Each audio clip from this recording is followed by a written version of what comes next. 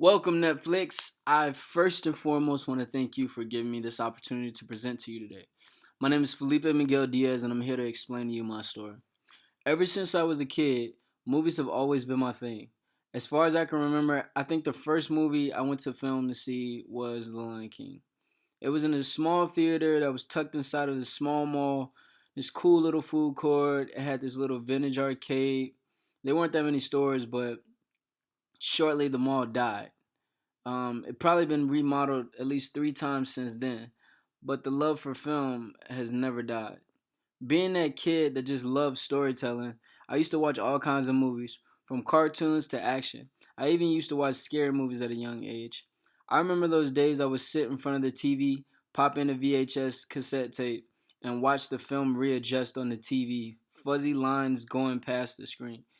Coming soon to VHS is what it would say before every commercial. Once I finished all of my VHSs, I found out my mom had a whole collection of movies underneath her bed. I explored so many genres, even genres I feel I shouldn't have watched at that age. But I expanded my mind and made my mind open to the world and different stories. I would get so lost in these worlds that every so often I would have to remind myself this was all created by people behind the scenes and that I could do this. I then started making YouTube videos of me and my friends, realizing I always had the camera and I was always editing and I was always trying to come up with ideas for the next moves. I started to fall in love with mysterious and unknown things, unsolved questions, liking directors like M. Night Shyamalan wanting to question his methods of thinking when it came to storytelling, and Michael Bay's for his ability to craft huge blockbusters. As I got older and joined the military, I learned that I could not escape my passion for film, and though the service did play a good role in my life, I still found myself longing to want to be creative. On weekends, I would catch movies with my brother, and we'd even come back and tell each other what we thought about it. We would even read the same books and stop on the same chapter and explain the visuals we saw in each other's heads. Films and directing was always calling my name, and it wouldn't leave me be. So I decided to go to Full Sail University, where I studied editing techniques, learning to construct stories using a hero's journey basis, and different cinematography techniques to portray a story better than the next. After graduating, I took an internship at Riveting Entertainment, which was a company based out in LA, where we shot multiple music videos for Chris Brown to Lady Gaga, even Justin Bieber.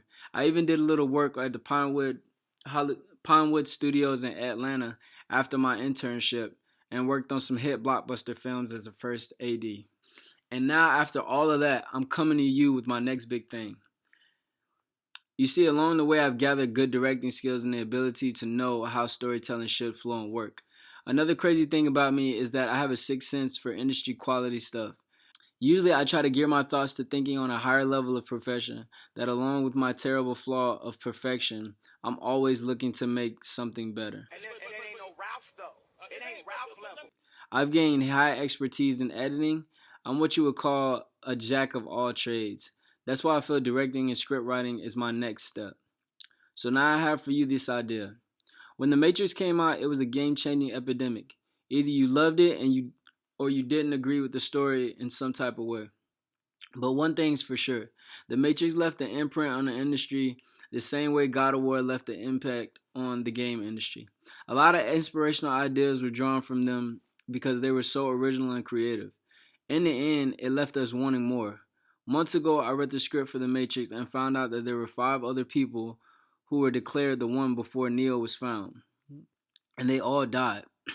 And I thought, wait, what an awesome idea to make a TV show about Morpheus' journey in finding the one, and his failures along with him finding Trinity along with his journey, having his first time speaking with the Oracle, and even getting unplugged from the Matrix. What is he doing? He's beginning to believe. We could even make a season finale of Trinity typing Neo on the computer. There's so many avenues we can go with this. And with my creative mindset, the ambition for film, I'll be able to gear this idea in the direction that everyone can come to love and be inspired by again.